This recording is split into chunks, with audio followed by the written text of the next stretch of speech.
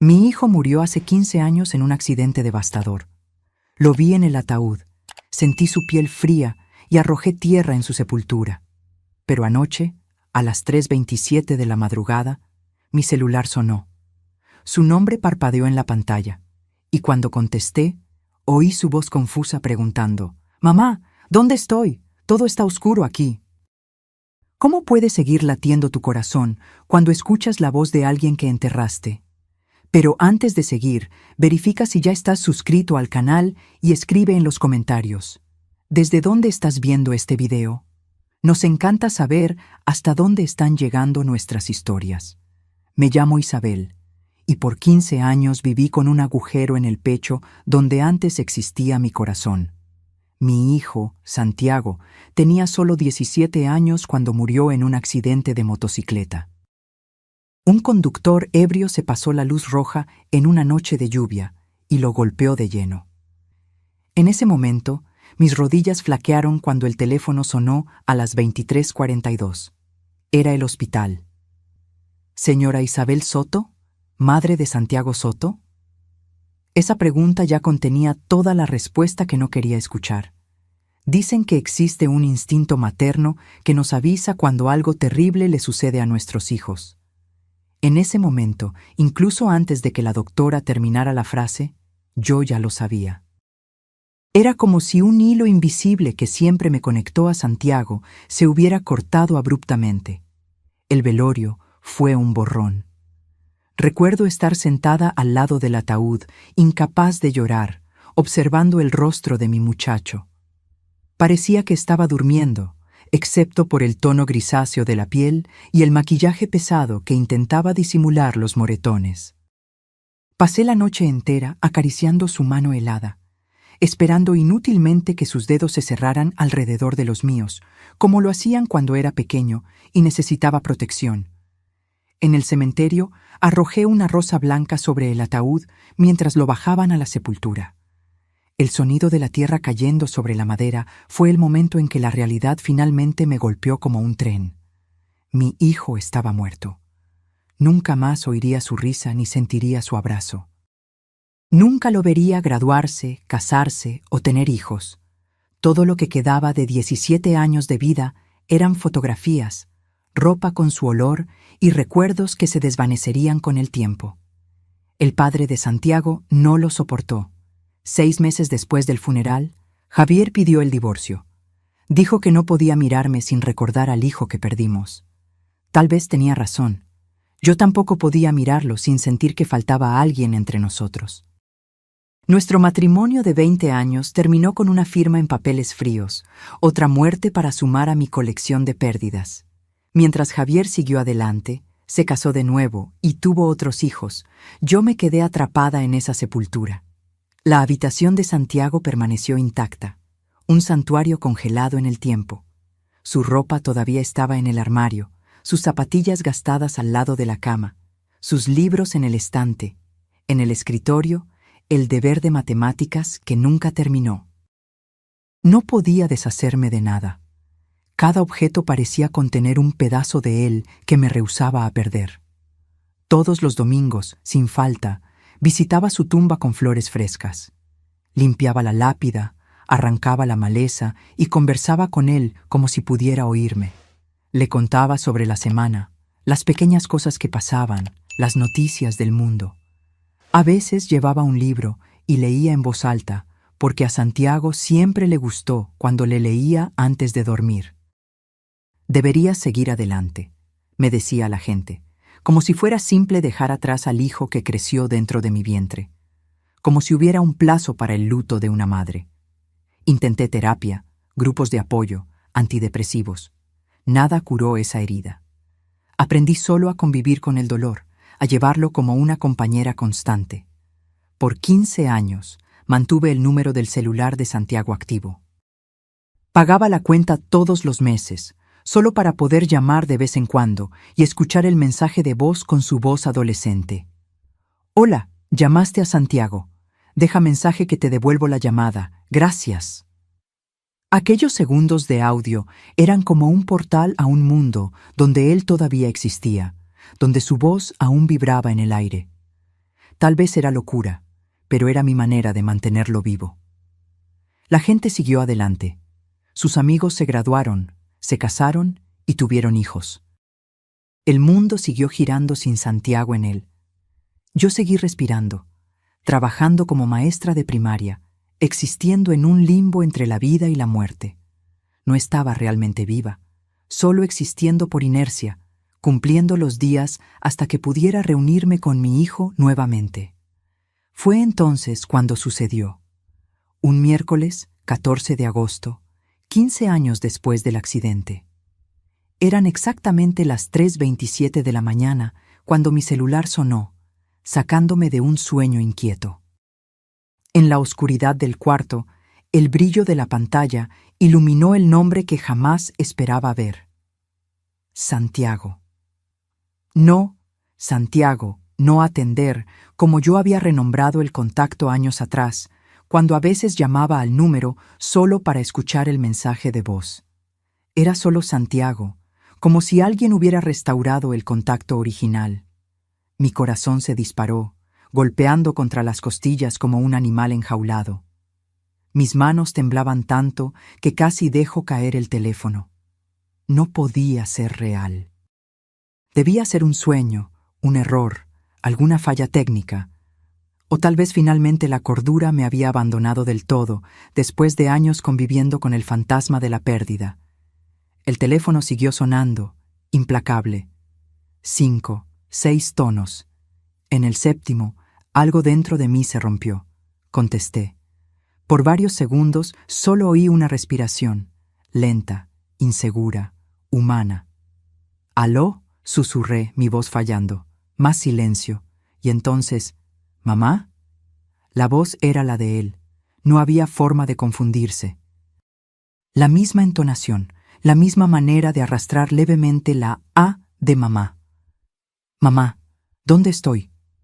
Todo está oscuro aquí». El aire se congeló en mis pulmones. Las paredes del cuarto parecieron contraerse a mi alrededor. Aquello no podía estar sucediendo. «¿Santiago?». Fue solo lo que pude decir, mientras mi cuerpo entero temblaba. «Sí, soy yo. Yo. No sé dónde estoy. No puedo ver nada. Tengo frío». ¿Qué me pasó? Encendí la lámpara al lado de la cama con dedos temblorosos, como si la luz pudiera disipar aquella locura. Mi mente disparaba en 1000 direcciones diferentes.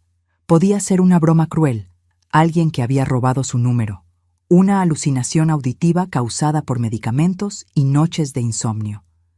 Pero aquella voz la reconocería en cualquier lugar. «Santiago, ¿eres tú mismo?», pregunté, lágrimas resbalando por mi rostro. ¿Cómo es posible? «No sé, mamá». Su voz sonaba distante, confusa.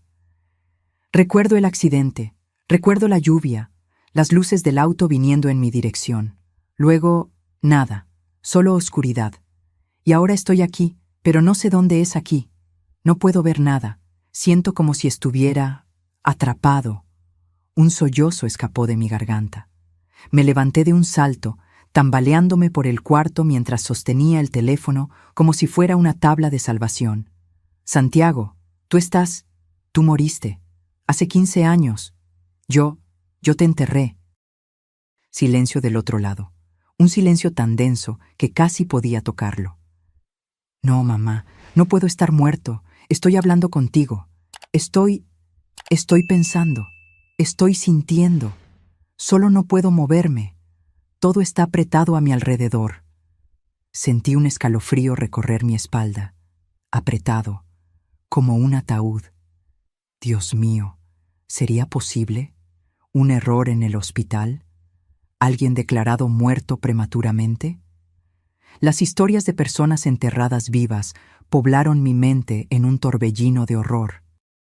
Pero no, era imposible. Lo vi en el velorio, toqué su piel fría. Fue enterrado hace 15 años. No podría estar vivo después de tanto tiempo.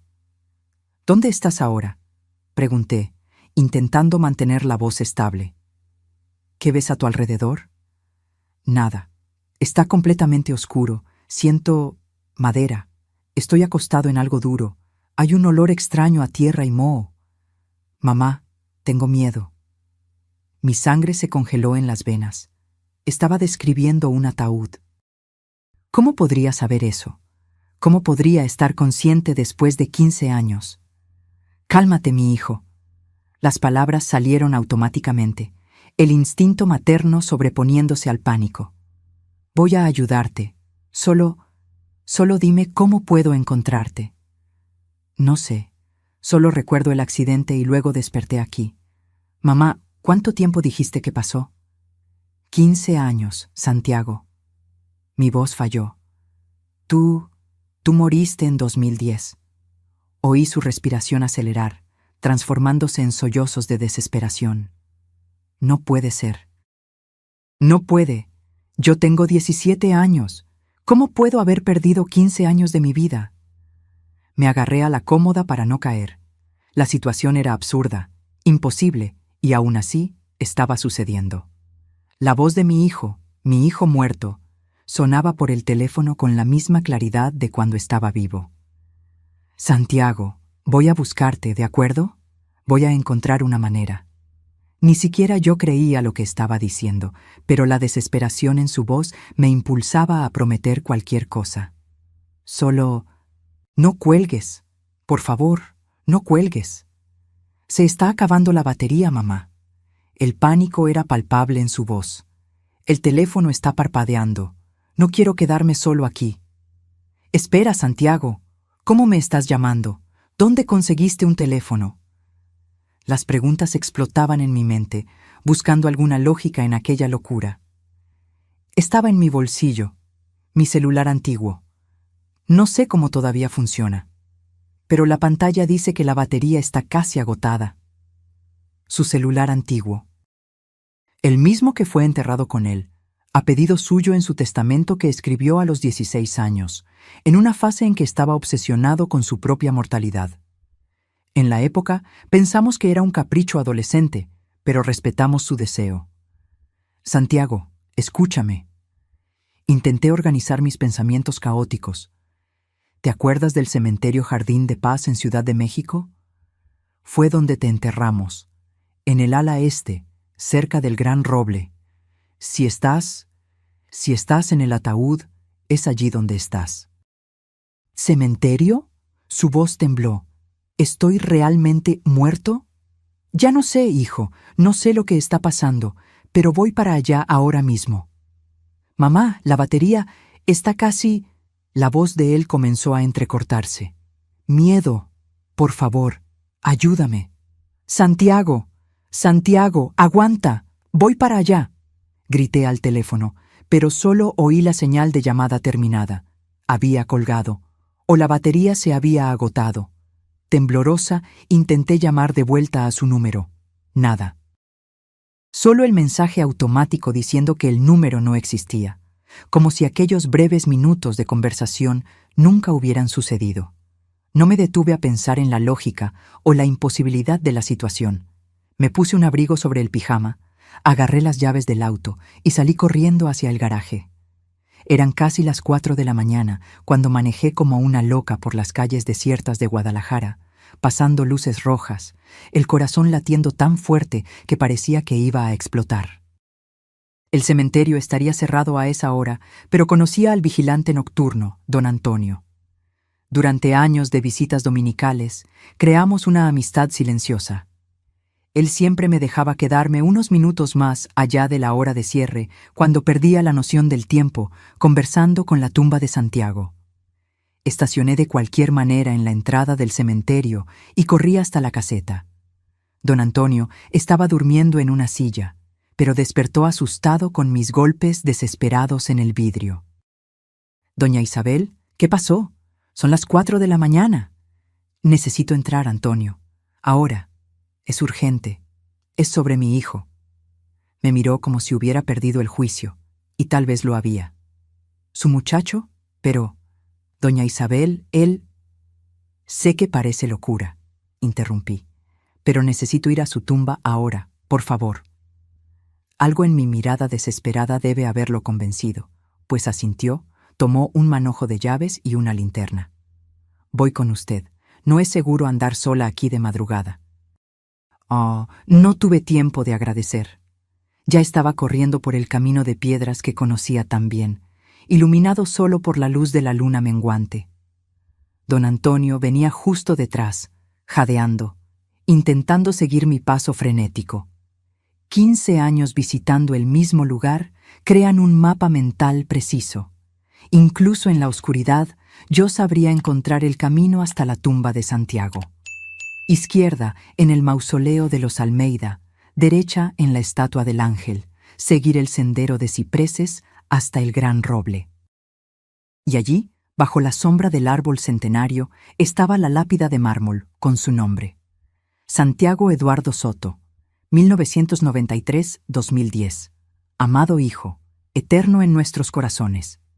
Caí de rodillas delante de la sepultura, el mundo girando a mi alrededor. ¿Qué esperaba encontrar? ¿Qué estaba buscando? Una llamada de ultratumba no significaba que podría desenterrarlo y encontrarlo vivo. 15 años es demasiado tiempo.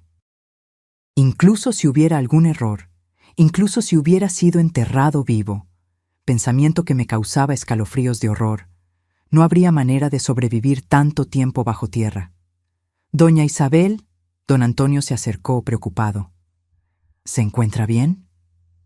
No respondí. Mis ojos se fijaron en la tierra sobre la sepultura, tierra firme, intacta, cubierta por una alfombra de césped bien cuidado que yo misma planté años atrás. Ninguna señal de perturbación. Nada que indicara que alguien o algo hubiera salido de allí. Me llamó Antonio, murmuré, sin desviar la mirada de la sepultura. Mi Santiago me llamó, hace menos de media hora. El vigilante puso la mano en mi hombro, su voz gentil. Doña Isabel, usted tuvo una pesadilla. Sucede, cuando perdemos a alguien que amamos. No fue un sueño, grité apartando su mano. Yo estaba despierta. Contesté el teléfono. ¡Era su voz! Comencé a raspar el césped con las uñas, intentando cavar, arrancar la tierra con las manos desnudas. Una locura, lo sabía. Una tumba tiene casi 2 metros de profundidad. Jamás conseguiría llegar al ataúd de esa manera. Pero la razón me había abandonado en el momento en que oí la voz de mi hijo en el teléfono. «Doña Isabel, por favor». Don Antonio agarró mis muñecas, impidiéndome continuar aquella tentativa inútil. «Usted se va a lastimar. Esto no es normal». Y me derrumbé en lágrimas, ensuciando el rostro con la tierra de mis manos. Dijo que está oscuro, dijo que está atrapado. Tiene miedo, Antonio. Sollozó incontrolablemente. ¿Cómo puedo dejarlo así? ¿Cómo? El vigilante me ayudó a levantarme, sosteniéndome mientras yo temblaba. Voy a llevarla a casa. Está muy alterada. Mañana todo se verá diferente. Pero yo sabía que no lo estaría. Nada sería como antes después de esa llamada. Si no podía desenterrar a mi hijo con mis propias manos, necesitaba encontrar otra manera de entender lo que estaba sucediendo. Su celular, murmuré mientras don Antonio me guiaba fuera del cementerio. Estaba con él en el ataúd. ¿Cómo podría funcionar después de tantos años? ¿Cómo podría tener batería? ¿Cómo podría tener señal? El vigilante no respondió, probablemente pensando que yo deliraba. Y tal vez lo estaba. Tal vez la soledad y el luto habían corroído finalmente lo que restaba de mi cordura, y yo estaba alucinando, creando una realidad alternativa donde mi hijo aún podía contactarme de alguna forma. Volví a casa en un estado de estupor, los ojos fijos en la carretera oscura frente a mí. Don Antonio insistió en seguirme con su auto hasta asegurarse de que yo había entrado en casa a salvo. Le prometí que intentaría descansar, que llamaría a mi médica por la mañana. Mentiras piadosas para calmar a un hombre bueno que se preocupaba por mí. Tan pronto como cerré la puerta, corrí al teléfono e intenté llamar nuevamente al número de Santiago. Nada, el mismo mensaje de que el número no existía. Intenté 10, 20 veces más, siempre con el mismo resultado. Me senté en la cocina, temblando, intentando ordenar mis pensamientos.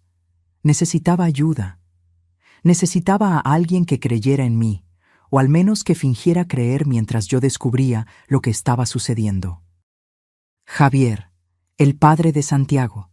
Si había alguien que podría entender, sería él. Incluso con nuestra relación deteriorada después del divorcio, compartíamos el amor por el hijo. Miré el reloj. 5:12 de la mañana. Demasiado temprano para una llamada normal, pero esto había dejado de ser una situación normal. Marqué su número, que aún sabía de memoria incluso después de tantos años. Después de 4 tonos, oí su voz adormilada. «Isabel, ¿eres tú? ¿Pasó algo?» «Javier». Mi voz tembló. «Necesito contarte algo.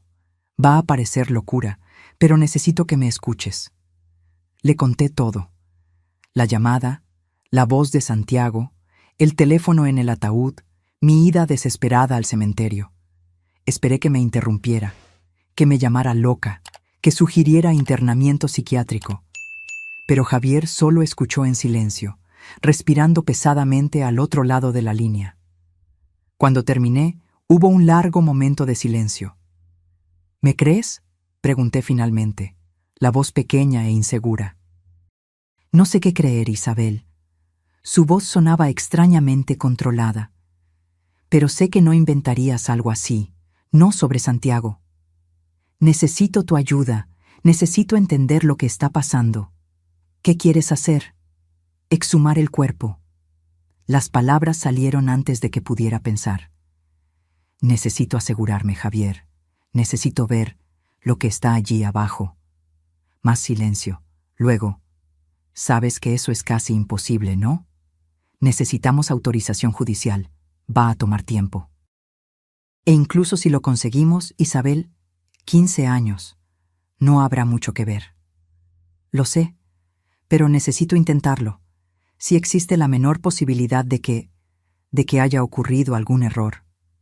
«Estaré allí en 1 hora», dijo sorprendiéndome. «Hablaremos personalmente». Colgué el teléfono y me quedé sentada en la oscuridad de la cocina, inmóvil, intentando procesar todo lo que había sucedido en aquella madrugada surrealista. Parte de mí quería creer que fue solo un sueño vivido, que me dormí en el sofá y mi mente me jugó una broma cruel. Pero sabía que no era verdad. La llamada había sido real. La voz era la de Santiago. Mi hijo estaba intentando contactarme desde algún lugar entre la vida y la muerte. Javier llegó en menos de 1 hora, el cabello canoso despeinado, ojeras profundas bajo los ojos. Cuando abrí la puerta, vi al mismo hombre que había sido mi marido por 20 años, ahora más viejo, con líneas de expresión más profundas, pero sus ojos tenían la misma mirada, los ojos de Santiago, que había heredado de su padre. «Estás horrible», dijo, intentando suavizar la tensión con humor. «Tú tampoco estás en tu mejor momento», respondí, dejándolo entrar. Nos sentamos en la sala, el silencio pesado entre nosotros.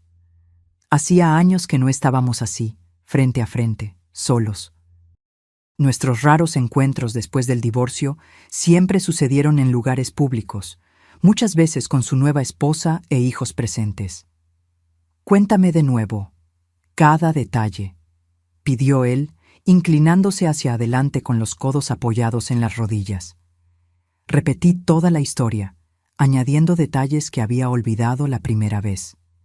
El tono exacto de la voz de Santiago, su respiración entrecortada, la descripción de la oscuridad y del espacio apretado. «El celular», interrumpió Javier. «¿Dijiste que él tiene el celular en el ataúd?» «Sí, ¿no te acuerdas? Fue uno de los pedidos en su testamento». Javier asintió lentamente. «Recuerdo. Aquella fase extraña cuando escribió lo que quería si moría.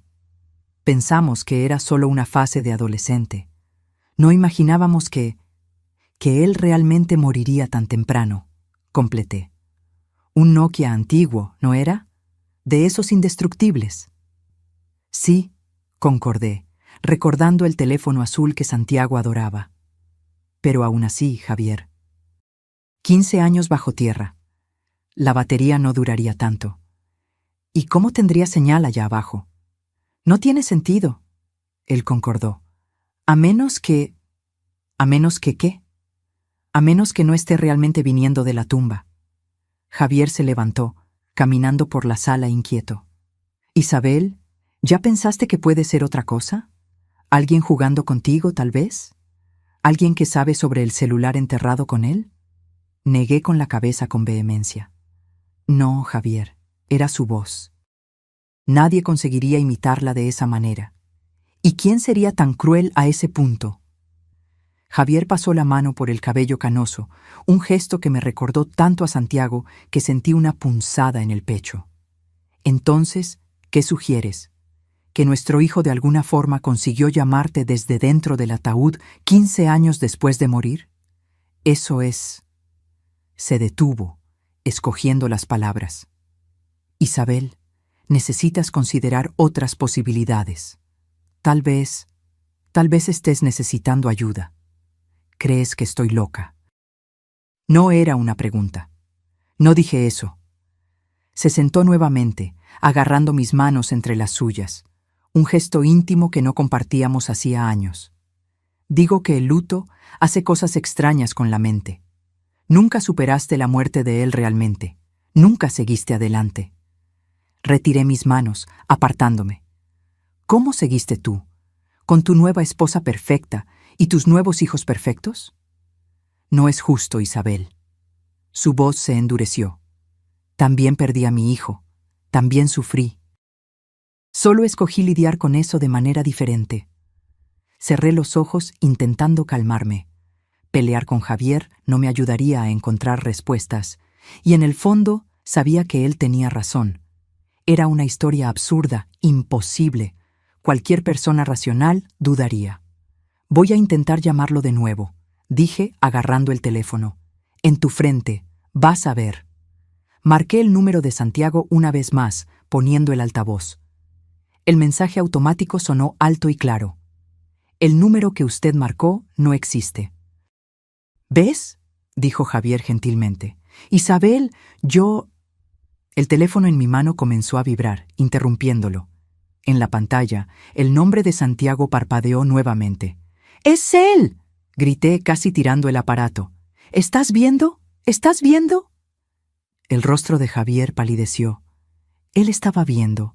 No había forma de negarlo. Con las manos temblorosas, contesté la llamada y puse el altavoz. ¿Santiago? Llamé, la voz apenas saliendo. Mamá. La voz de él sonó distante, entrecortada, como si la conexión estuviera mala. Mamá, conseguí cargar un poco el celular. Hay una luz ahora. Javier llevó la mano a la boca, los ojos abiertos de shock. Él estaba escuchando la misma voz que yo. Santiago, llamé más fuerte. Tu padre está aquí conmigo, estamos en altavoz. ¿Papá? La voz de él pareció más alerta. ¿Papá? ¿Eres tú? Javier tragó saliva, lágrimas en los ojos. Sí, hijo, soy yo. ¿Qué me está pasando? ¿Por qué están diciendo que estoy muerto? Yo recuerdo el accidente, pero luego... Todo es confuso. Miré a Javier sin saber qué decir. ¿Cómo explicarle a alguien que está muerto hace 15 años? Santiago. Javier tomó la iniciativa, la voz embargada. Dijiste que hay una luz ahora. ¿Qué estás viendo? Hay un tipo de linterna aquí. Estaba en el bolsillo de mi abrigo junto con el celular. No sé cómo todavía funciona, pero puedo ver un poco ahora. Estoy en una caja de madera. Es pequeña. Apenas puedo moverme. Sentí la sangre congelarse en las venas. Estaba describiendo el ataúd. ¿Qué más ves?, preguntó Javier, agarrando mi mano con fuerza. Hay un forro de tela, blanco, y estoy usando... Espera, no es mi ropa, es un traje. Nunca tuve un traje así. La ropa del funeral. El traje que compramos para que fuera enterrado. Javier y yo intercambiamos miradas de horror. Santiago, mi voz tembló. Intenta empujar la tapa. Ve si puedes abrirla. Oímos sonidos de esfuerzo, gemidos. No puedo. Está muy pesado. Parece que hay algo encima. Tierra, tal vez. Javier tomó el teléfono de mi mano, acercándolo más a su rostro.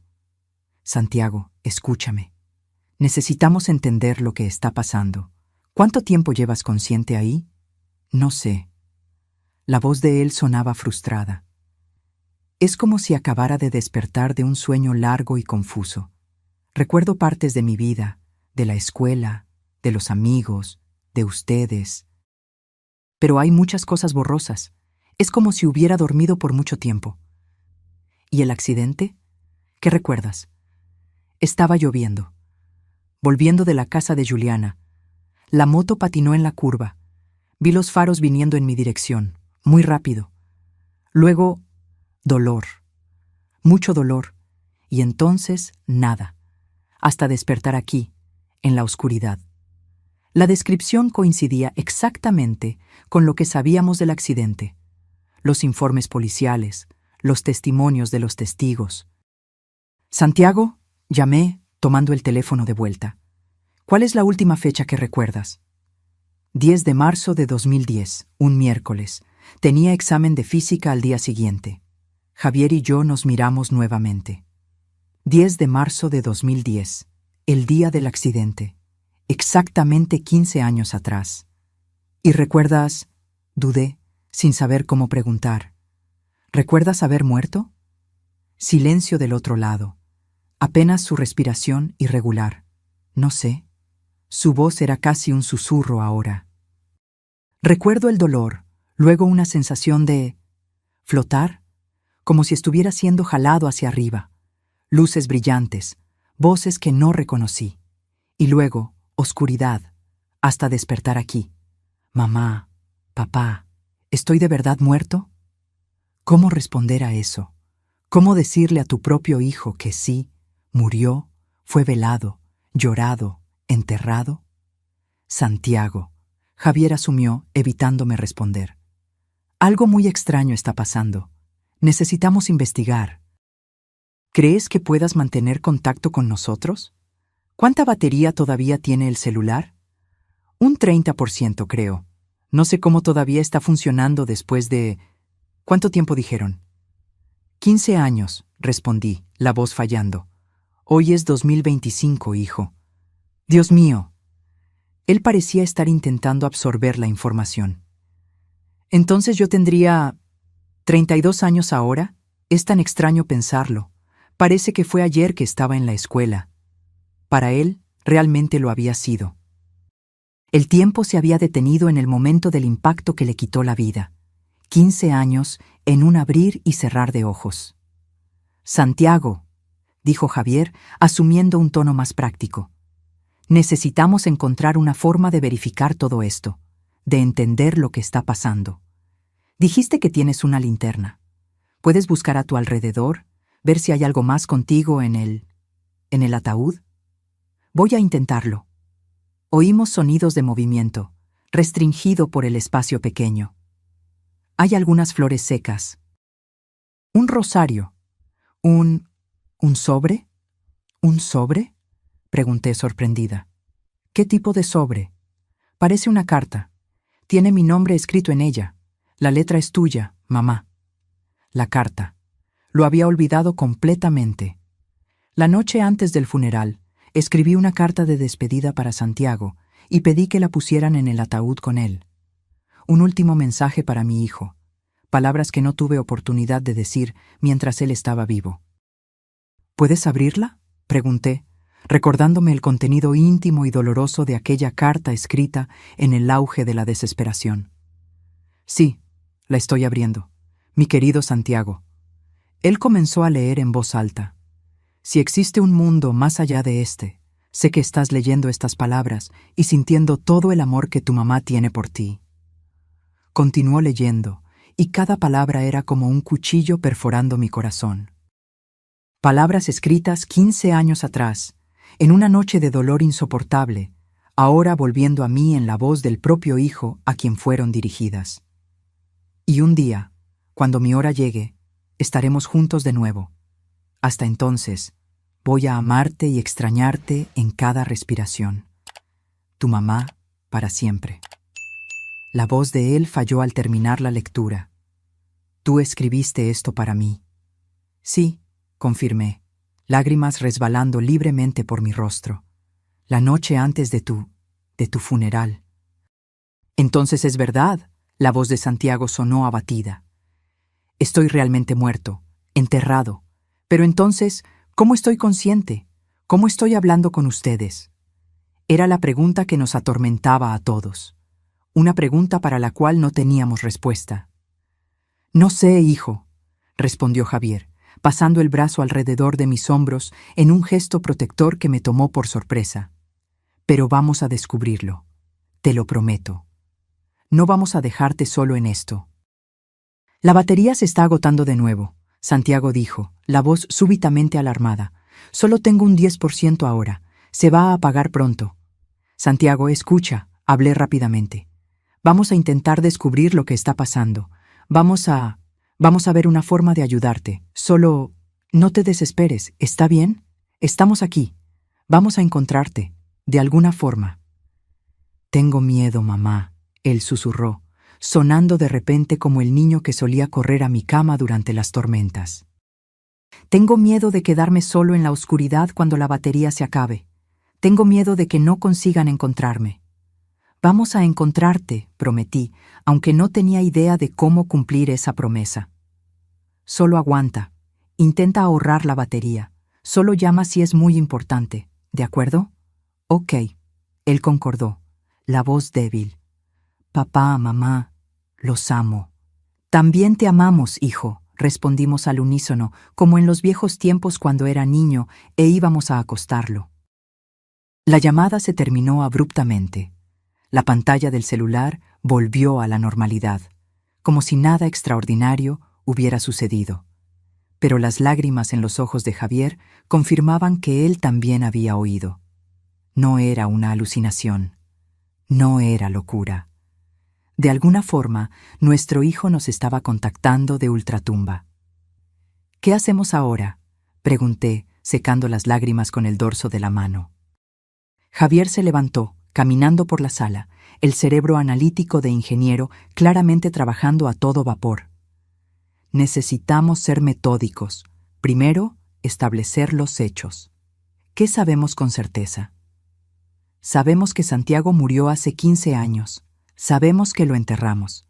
Sabemos que, de alguna forma, está consciente y consiguió llamarnos. ¿Y qué significa eso?». Javier se frotó el rostro, pareciendo súbitamente mucho más viejo.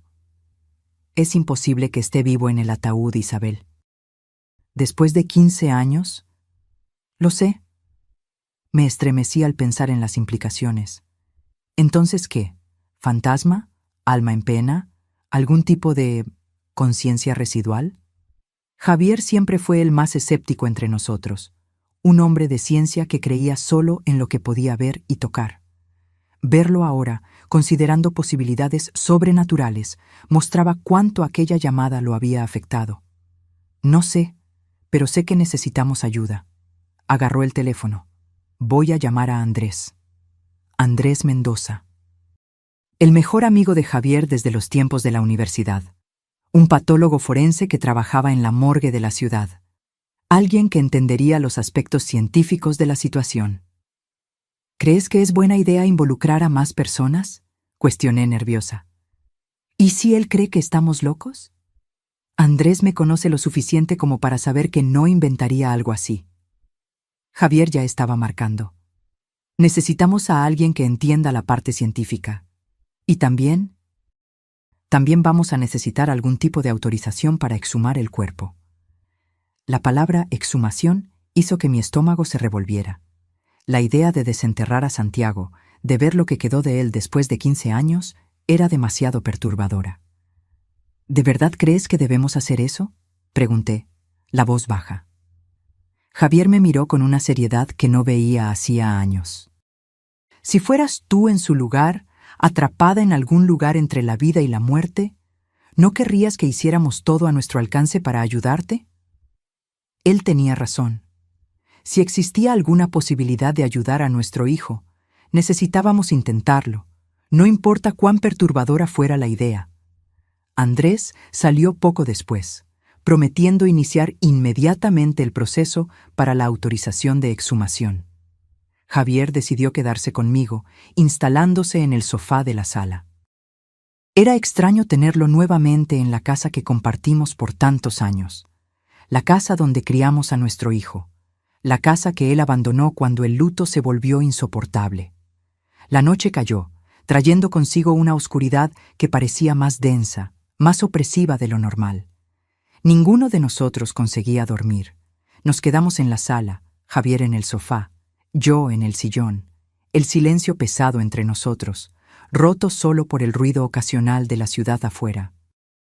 «Todavía guardas sus cosas, ¿no es así?», Javier preguntó súbitamente, mirando hacia el pasillo que llevaba al cuarto de Santiago. «Sí», admití. «No cambié nada».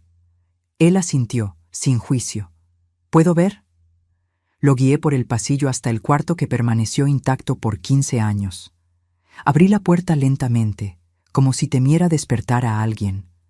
El olor a moho y tiempo detenido nos recibió. Las cortinas estaban cerradas, pero encendí la luz, revelando el santuario que había construido para mi hijo. La cama aún hecha con la manta de Batman que él adoraba, incluso siendo cosa de niños para un adolescente de 17 años. El escritorio con los libros escolares apilados, un deber de matemáticas inacabado en el cuaderno abierto, pósteres de bandas de rock en las paredes, un par de zapatillas gastadas al lado de la cama, la guitarra en la esquina, cubierta de polvo, silenciada por el tiempo. Javier se quedó parado en la puerta, absorbiendo todo. Vi sus manos temblar levemente. «Tú me acusaste de seguir adelante demasiado rápido», dijo bajito. «Tal vez tengas razón, pero tal vez sea porque no conseguí hacer esto. No conseguí preservar las memorias como tú hiciste».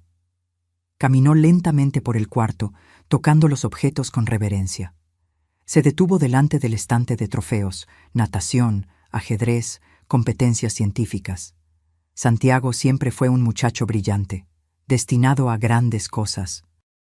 Una vida interrumpida bruscamente antes de que pudiera florecer completamente. «Mira esto».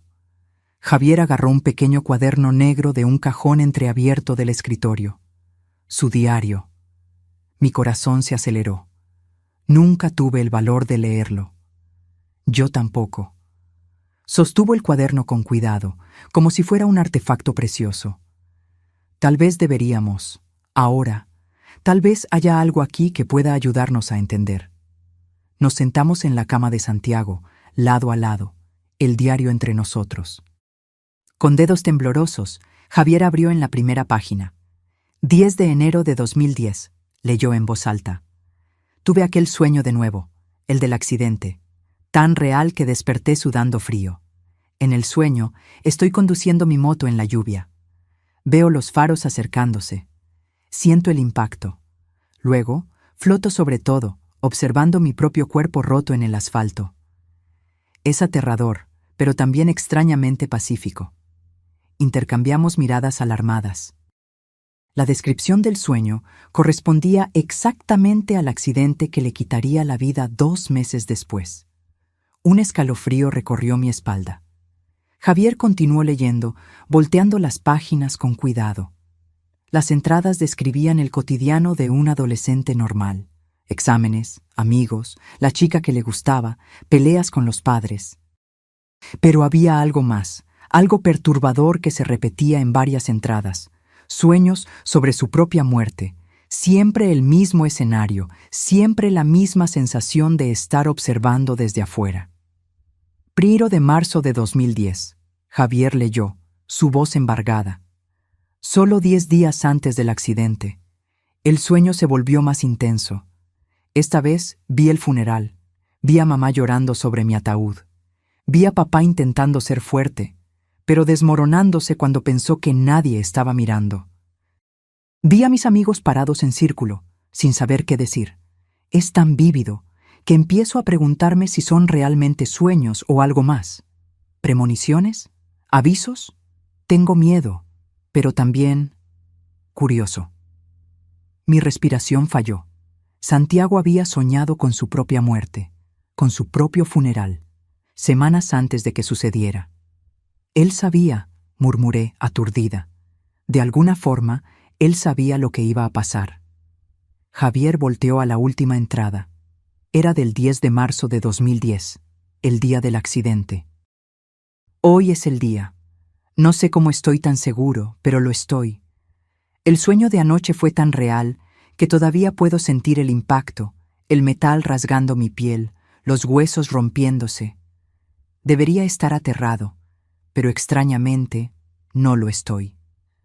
Es como si fuera inevitable, como si estuviera destinado. Si algo me sucede hoy, quiero que mamá y papá sepan que los amo más que a nada. Y también quiero que sepan que no va a ser el fin. De alguna forma, voy a encontrar un camino de vuelta para ellos. Voy a encontrar una forma de decir que estoy bien, que solo cambié de forma. PD. Si tengo razón, por favor, entierren mi celular conmigo. Puede parecer extraño, pero tengo un presentimiento de que lo voy a necesitar. El diario cayó de las manos de Javier. El silencio que siguió era denso, cargado de implicaciones imposibles. Él sabía, repetí, la voz casi inaudible. No fueron solo sueños. Él vio el futuro y sabía que de alguna forma, un día, iba a contactarnos. El celular, Javier murmuró. Él pidió ser enterrado con el celular porque sabía que iba a usarlo para comunicarse con nosotros. La comprensión de lo que estaba sucediendo comenzaba a formarse en nuestras mentes, todavía nebulosa, todavía incompleta, pero con contornos más definidos. Santiago, de alguna forma, había previsto su propia muerte. Se había preparado para ella. Y ahora, 15 años después, estaba cumpliendo su promesa de encontrar un camino de vuelta para nosotros. Como si respondiera a nuestros pensamientos, mi celular sonó. El nombre de Santiago parpadeó en la pantalla. Contestamos juntos, Javier inclinándose para escuchar. ¿Santiago? Llamé, el corazón a saltos. Mamá, papá.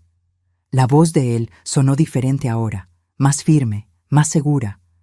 Ustedes están en mi cuarto, ¿verdad? Acaban de leer mi diario. Me quedé paralizada de shock. ¿Cómo sabes eso? Puedo verlos, él respondió calmadamente. No sé cómo explicarlo. Es como si estuviera en dos lugares al mismo tiempo. Todavía estoy aquí, en la oscuridad, pero también puedo observar, como en los sueños que yo tenía. Javier tomó el teléfono, los ojos abiertos de shock. Santiago, ¿estás diciendo que puedes vernos ahora? ¿En este momento? Sí. Mamá está usando aquella blusa azul que le di en el Día de las Madres hace muchos años. Tú estás sosteniendo mi trofeo de natación del campeonato estatal. Era verdad. Javier acababa de agarrar el trofeo del estante mientras hablábamos. No había forma de que Santiago supiera eso a menos que pudiera realmente vernos. Dios mío, susurró Javier. Esto es aterrador, lo sé. Santiago completó. Para mí también lo es. Estoy aprendiendo a controlar esto. Al principio era solo oscuridad, pero ahora es como si pudiera proyectar mi conciencia hacia afuera, ver cosas, oír cosas.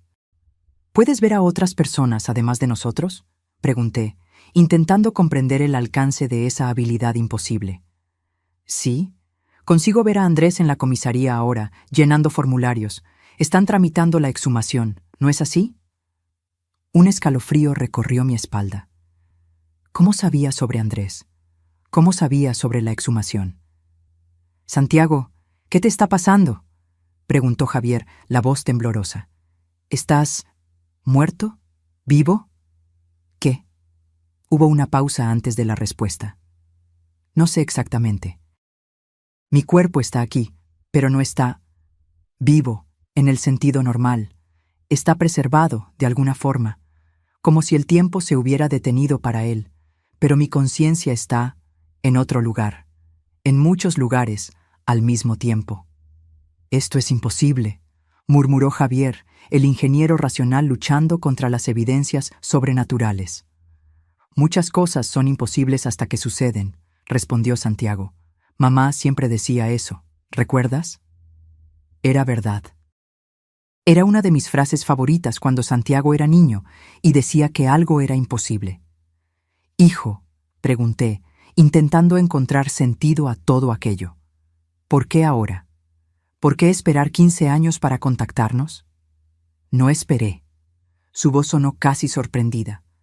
Para mí, fue como despertar de un sueño largo. No me di cuenta de que tanto tiempo había pasado, pero ahora que estoy despierto, puedo sentir el tiempo de otra forma. Puedo ver lo que perdí. Puedo ver cómo ustedes sufrieron. Y puedo ver que tal vez yo pueda volver. ¿Volver? Javier y yo hablamos al unísono. ¿Qué significa eso? No estoy seguro, admitió Santiago, pero sé que necesito que abran la tumba. Necesito que me saquen de allí. Hay algo que necesita ser hecho. Algo que no consigo explicar todavía. Como un instinto. Javier y yo nos miramos, asustados y esperanzados al mismo tiempo. La idea de Santiago, volviendo de alguna forma, era tan imposible como maravillosa. «Estamos intentándolo, hijo», garantizó Javier. «Andrés está cuidando el papeleo para la exhumación, pero puede tardar días, tal vez una semana». «Es demasiado tarde», respondió la voz de Santiago urgente. «La conexión se está fortaleciendo, pero es temporal. Siento que hay una ventana de oportunidad. Si la perdemos, puede que no consiga volver». «¿Cuánto tiempo tenemos?», pregunté, la desesperación creciendo. 3 días, tal vez menos. Es difícil de explicar, pero puedo sentirlo. Como una marea que sube y baja. Estoy en el auge ahora, pero pronto comenzará a disminuir. Javier se levantó, determinado. «Voy a hablar con Andrés. Vamos a acelerar el proceso. Si no conseguimos la autorización a tiempo...» Él no completó la frase, pero entendí lo que quería decir. Haríamos lo que fuera necesario, legal o no. «Hay otra cosa», Santiago continuó, su voz súbitamente seria. «No estoy solo aquí. Hay otros como yo, personas atrapadas entre mundos. Algunos están confusos, asustados, otros están enojados. No todos tienen buenas intenciones». Un escalofrío recorrió mi espalda. «¿Qué quieres decir?» «Algunos quieren volver por motivos equivocados. Venganza, obsesión, poder. Si encuentran un camino de vuelta, como estoy intentando hacer, sería peligroso», concluyó Javier, el rostro grave. «Mucho. Estoy intentando retenerlos, bloquear el camino, pero me estoy cansando. No sé por cuánto tiempo más podré». La implicación era clara y terrible. Nuestro hijo no estaba solo intentando encontrar un camino de vuelta para nosotros. Estaba sirviendo como algún tipo de guardián, impidiendo que otros espíritus con intenciones sombrías escaparan. «¿Cómo podemos ayudar?», pregunté, la determinación sustituyendo el miedo. «Solo sáquenme de allí», respondió. «El resto puedo intentar resolverlo cuando estemos reunidos de alguna forma». La llamada comenzó a fallar, la voz de Santiago entrecortada por estática. «Estoy perdiendo. Conexión. Batería agotándose». «Santiago», grité al teléfono. «Aguanta. Vamos a buscarte». «Sé que lo harán». Su voz era solo un susurro ahora. «Los amo. Mucho». Y entonces silencio. La llamada había caído. Javier ya estaba con el teléfono en la mano, llamando a Andrés. Hablaba rápido, urgente, explicando la necesidad de acelerar el proceso. Yo lo observaba, una nueva determinación creciendo dentro de mí. Si la burocracia no funcionaba a tiempo, nosotros mismos tomaríamos providencias. Las próximas 24 horas fueron una carrera contra el tiempo. Andrés usó toda su influencia en la morgue y en el departamento de policía para acelerar la autorización. Javier movilizó a antiguos colegas de trabajo, algunos con conexiones políticas. Yo permanecí en casa, esperando nuevas llamadas de Santiago, el teléfono siempre al alcance, el volumen al máximo. Él no llamó de nuevo ese día, ni al día siguiente. La ansiedad crecía a cada hora que pasaba. Andrés nos garantizó que la autorización saldría en 48 horas. Rápido para los estándares burocráticos, pero aún así, potencialmente demasiado tarde de acuerdo con el aviso de Santiago. En la mañana del tercer día, Javier y Andrés llegaron con noticias. La autorización sale esta tarde, explicó Andrés, el rostro cansado de quien no dormía hacía días. Programaron la exhumación para mañana temprano.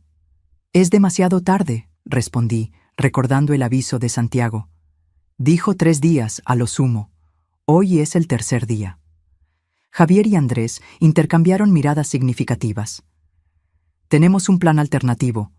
Javier habló bajo, como si temiera ser oído. No es legal, pero... El vigilante del cementerio, completó Andrés. Don Antonio. Él concordó en dejarnos entrar esta noche, después del cierre.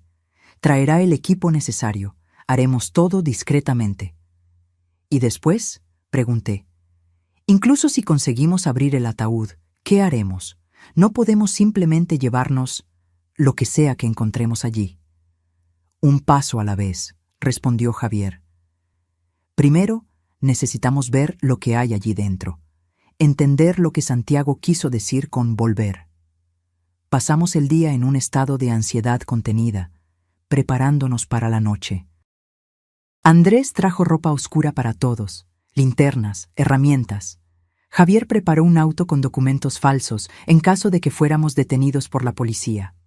Yo empaqué comida, agua, mantas, actuando más por instinto materno que por lógica. A las 22 horas, el cementerio ya estaba cerrado hacía 1 hora. Condujimos en silencio hasta allí, cada uno perdido en sus propios pensamientos. Don Antonio nos esperaba en el portón trasero, el rostro sombrío pero determinado. «Tengo todo listo», dijo bajito. «Las herramientas están escondidas cerca de la tumba. Nadie viene aquí a esta hora, pero necesitamos ser rápidos y silenciosos». El cementerio de noche era un lugar completamente diferente. Las sombras parecían moverse entre las tumbas y el silencio era roto solo por el ocasional ulular de un búho o el susurro de las hojas al viento. Seguimos a don Antonio por caminos laterales, evitando los senderos principales donde la luz de la luna nos hacía más visibles. La tumba de Santiago, bajo el gran roble, parecía esperarnos. Al lado de él, escondida bajo arbustos, estaba una pala hidráulica pequeña, el tipo usado para obras menores en espacios restringidos. «La conseguí prestada del equipo de mantenimiento», explicó don Antonio. «Nos ahorrará horas de trabajo manual». Andrés y Javier se pusieron inmediatamente a trabajar, operando la pequeña máquina con cuidado para minimizar el ruido. El suelo sobre la tumba de Santiago era compacto después de 15 años, pero la máquina cortaba a través de él con eficiencia sorprendente. Yo me quedé de guardia, los ojos atentos a cualquier movimiento, los oídos agudos para cualquier sonido que no perteneciera a la noche. Mi celular estaba en el bolsillo, silencioso pero listo para cualquier nuevo intento de contacto de Santiago. Después de casi 1 hora de trabajo, la pala hidráulica golpeó algo sólido. El sonido de la máquina contra madera hizo que mi corazón saltara. El ataúd. Apagando la máquina, anunció Javier en un susurro. Ahora necesitamos trabajar con las manos. Los 3 hombres agarraron palas manuales y comenzaron a limpiar cuidadosamente la tierra alrededor del ataúd, revelando sus contornos. Me acerqué, incapaz de quedarme alejada en aquel momento crucial. El ataúd de madera oscura todavía parecía en buen estado, protegido por la tierra seca. «Es un buen ataúd», murmuró don Antonio. «Madera tratada, sellado contra la humedad, explica por qué está tan bien preservado». Cuando finalmente limpiaron suficiente tierra para exponer toda la tapa, Javier y Andrés se posicionaron de cada lado. «¿Listos?», preguntó Javier, mirándonos a cada uno de nosotros. Asentí, incapaz de hablar. Andrés respiró hondo, preparándose para lo que sea que encontráramos. Don Antonio hizo la señal de la cruz. Juntos, los 2 hombres levantaron la tapa del ataúd. El olor que escapó no era el de descomposición que temíamos, sino un olor extraño, casi medicinal. Una luz suave, azulada, emanaba de dentro, iluminando los rostros sorprendidos de los hombres. Me empujé entre ellos para ver. Nada podría haberme preparado para la visión que me aguardaba. Santiago estaba allí, su cuerpo perfectamente preservado como si hubiera sido sepultado ayer. No había señales de descomposición, ninguna señal de los 15 años que pasaron. Su rostro parecía dormido, sereno. Vestía el mismo traje oscuro del funeral, las manos cruzadas sobre el pecho. Bajo ellas, brillando con aquella luz azulada extraña, estaba su celular antiguo. «Dios mío», murmuró Andrés, el científico en él luchando por comprender lo imposible delante de sus ojos. «Esto no puede ser real. Debería haber solo huesos». Javier extendió la mano temblando, tocando el rostro de nuestro hijo. Él está tibio, no frío como un cadáver, ni caliente como una persona viva, simplemente tibio. La visión era tan surrealista, tan fuera de cualquier lógica o ciencia conocida, que por un momento ninguno de nosotros consiguió moverse. Era como si el tiempo hubiera sido suspendido dentro de aquel ataúd, preservando a Santiago exactamente como era el día de su funeral. Lentamente me moví hacia adelante y toqué su rostro. La piel estaba firme, elástica, como la de una persona viva, pero no había pulso, no había respiración visible. Apenas aquella extraña temperatura intermedia, ni viva ni muerta. «El celular», señalé, «está brillando». Era verdad. El pequeño Nokia azul bajo sus manos emitía aquella luz sobrenatural que iluminaba el interior del ataúd. Cuando me incliné para tocarlo, la pantalla se encendió por cuenta propia, exhibiendo un mensaje. «Sácame de aquí. Llévame a casa. Tengo poco tiempo». No dudamos. Javier y Andrés, con la ayuda de don Antonio, removieron cuidadosamente el cuerpo de Santiago del ataúd. Estaba más ligero de lo que debería, como si la materia de su cuerpo hubiera sido parcialmente sustituida por algo menos denso, menos físico. Juntos, envolvimos a Santiago en la manta que yo había traído y lo cargamos de vuelta al auto. El celular en su mano continuaba brillando, ahora pulsando como un corazón, el ritmo acelerando a medida que nos alejábamos del cementerio. Nadie habló durante el trayecto. ¿Qué podríamos decir delante de algo tan más allá de nuestra comprensión? Decidimos llevarlo a mi casa, la casa donde él creció, el último lugar donde vivió. Parecía lo correcto. Andrés y don Antonio nos ayudaron a cargarlo hacia adentro, colocándolo gentilmente en su propia cama, en el cuarto que había permanecido intacto por 15 años. «Nunca vi nada parecido en toda mi carrera», murmuró Andrés, aún examinando el cuerpo inmóvil de Santiago. «No hay señales vitales convencionales, pero tampoco hay rigidez cadavérica o cualquier señal de descomposición. Es como si estuviera en un estado completamente diferente de la materia». El celular en la mano de Santiago parpadeó nuevamente, exhibiendo un nuevo mensaje. Agua, luz del sol, música. Nos miramos confusos hasta que comprendí. Nos está diciendo lo que necesita. Rápidamente, traje un vaso de agua y lo presioné contra sus labios. Para nuestra sorpresa, pareció absorber el líquido, aunque no hubo movimiento de su garganta. Abrí las cortinas, permitiendo que la luz de la luna bañara su rostro. Javier encontró la vieja radio en la mesita de noche y la encendió en una estación que tocaba música clásica, el tipo que a Santiago siempre le gustó. El celular parpadeó nuevamente. «Gracias. Ahora necesito descansar. Mañana». Andrés y don Antonio partieron poco después, prometiendo regresar por la mañana. Ambos juraron guardar secretos sobre lo que habían presenciado. Javier y yo permanecimos en el cuarto de Santiago, uno a cada lado de la cama, observando a nuestro hijo en su estado imposible, ni vivo ni muerto. «¿Qué va a pasar ahora?», susurré, sosteniendo la mano inerte pero extrañamente tibia de Santiago. Javier negó con la cabeza. «No sé, estamos en territorio desconocido, pero él pidió traerlo a casa y lo hicimos. Ahora necesitamos confiar en él». Pasamos la noche en vigilia silenciosa. En algún momento me dormí en la silla al lado de la cama. Soñé con Santiago, no el adolescente que había perdido, sino un hombre adulto, como habría sido si hubiera vivido.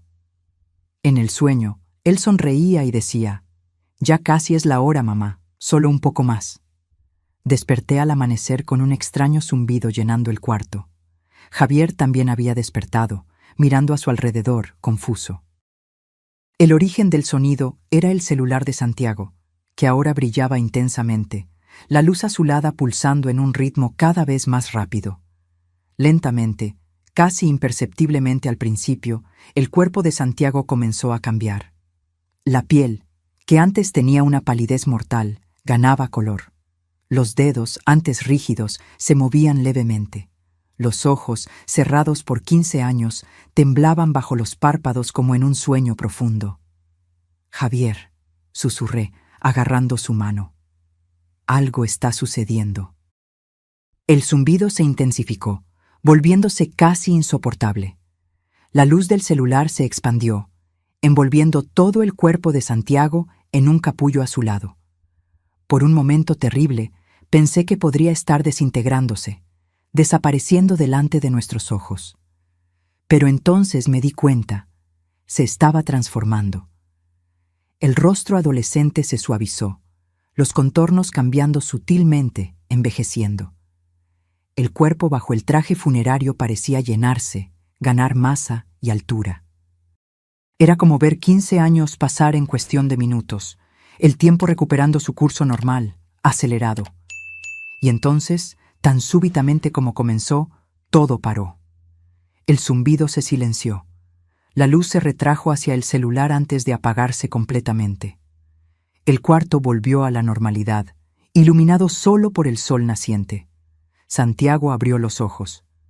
Ya no eran los ojos de un niño de 17 años, sino los ojos de un hombre de 32, la edad que tendría ahora.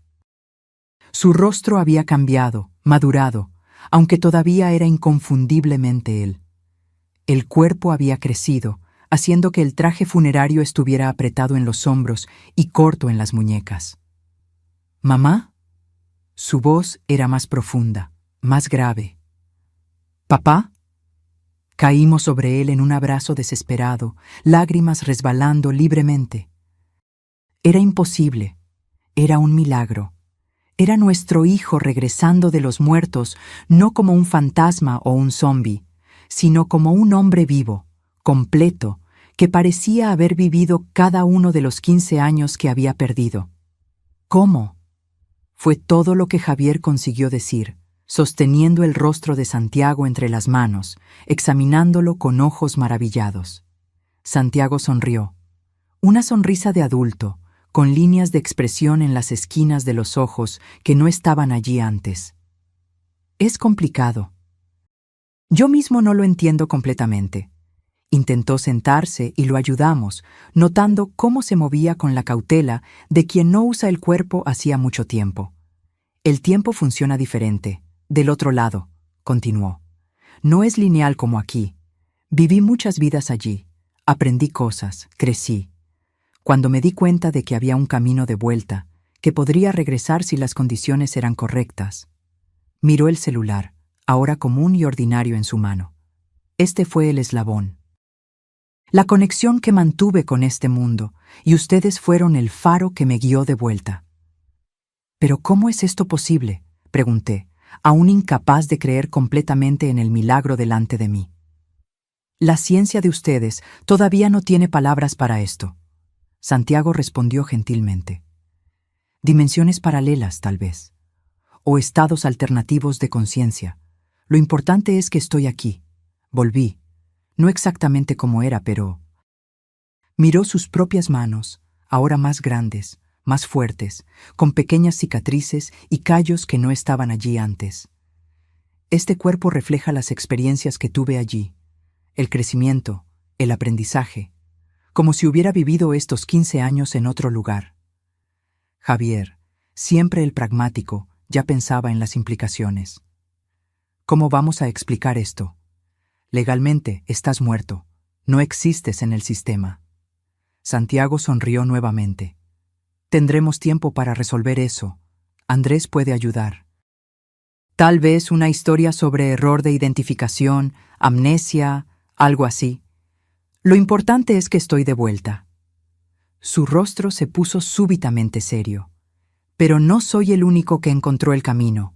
Otros están intentando seguir, como avisé. No todos con buenas intenciones. ¿Qué podemos hacer?, pregunté. Por ahora nada. Cerré el portal detrás de mí lo mejor que pude, pero necesitamos estar atentos. Miró por la ventana, hacia el mundo allá afuera, un mundo que no veía hacía 15 años. Tantas cosas cambiaron. Tengo mucho que aprender sobre esta vida nuevamente. En los días que siguieron, asistimos maravillados mientras Santiago se readaptaba a la vida. Su cuerpo funcionaba perfectamente, aunque a veces parecía torpe, como si estuviera aprendiendo a usar músculos hacía mucho tiempo adormecidos. Su mente estaba afilada, absorbiendo informaciones con velocidad impresionante, adaptándose a los cambios tecnológicos y sociales de los últimos 15 años. Andrés ayudó con la parte legal, creando una historia elaborada de identificación equivocada y amnesia prolongada. No era perfecta, pero con sus conexiones y un poco de manipulación de registros, consiguió establecer una nueva identidad para Santiago.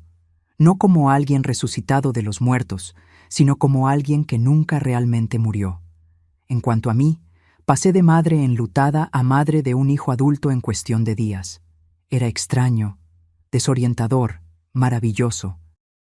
Santiago ya no era el muchacho que perdí, sino un hombre complejo, con conocimientos y habilidades que trascendían su educación terrenal. A veces lo encontraba mirando hacia el horizonte con una expresión distante, como si estuviera viendo cosas que ninguno de nosotros podría comprender. En esos momentos me daba cuenta de que parte de él todavía estaba conectada al otro lado, al lugar misterioso donde su conciencia había residido por 15 años.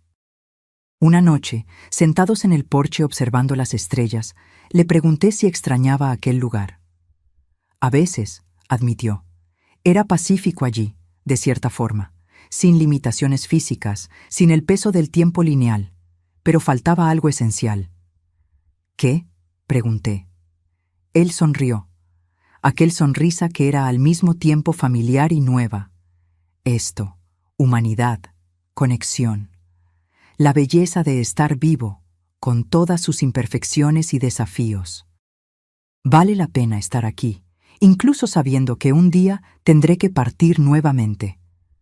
Sostuve su mano, más grande, más fuerte, más callosa que la mano del muchacho que enterré, pero aún así, inconfundiblemente la mano de mi hijo.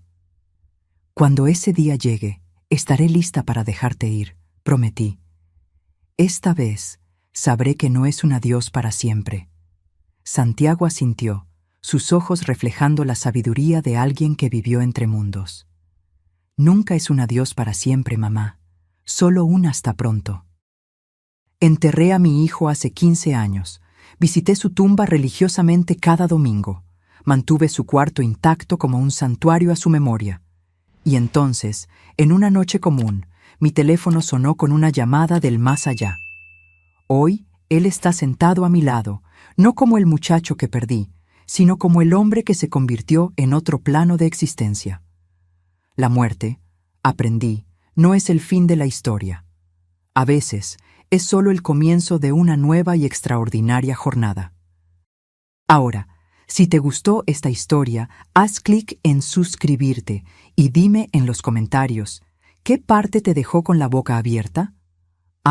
Y no olvides hacerte miembro para tener acceso a videos exclusivos que no publico aquí. Te espero allí.